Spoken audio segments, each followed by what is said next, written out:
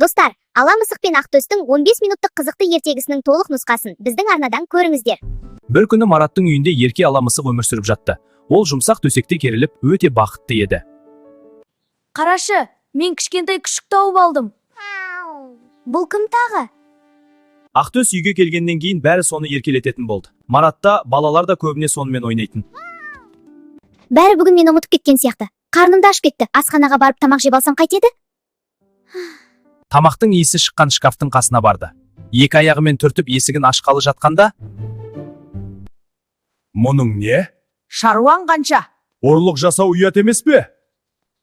Дәм тұзды осылай ақтай ма? Біреуге дәм тұз, біреуге кермек. Жөніңе тайып тұр. Босқа қарап жатпа, тіршілік ет. Мынаны қарай көр. Барар жеріміз алыс па? Қорықпа, қиял деген ұшқыр мінсек заматта талай жерді шарлап шығамыз. Енді менің сөзіме құлақ қой да соңыма ер. Көзіңді ашпа. Көңіліңді алаңдатпа, ойыңды басқа жаққа бөлме. Мақтанба, ал мен кет. Қайда? Қамбаға. Менің ендігі орным сол ара. Ала мысықтың келген хабарын ести сала тышқандар қамбаны тастай қашты. Тырнағына іліккендері де аз емес еді. Сол күннен бастап қамбадан бір дән шашау шықпады, ұрланбайтын да болды. Себебі сыртта Ақтөс, іште ала мысық қарауылда тұрды.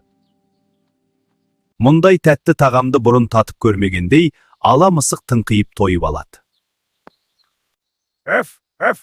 Хал қалай достым? Өте жақсы. Жақсы естідім. Қалтқысыз достыққа не жетсін шіркін. Бәрінен де адам игілігіне қызмет етуден артық бақыт жоқ қой. Достық бар жерде бірлік болса, бәрі де мүмкін. Әркім өз ісін жақсы атқарса, өмір әдемі болады. Достар, ала мысықтың қызықты оқиғасын көріңіздер. Арнаға тіркеліп кетуді ұмытпаңыздар.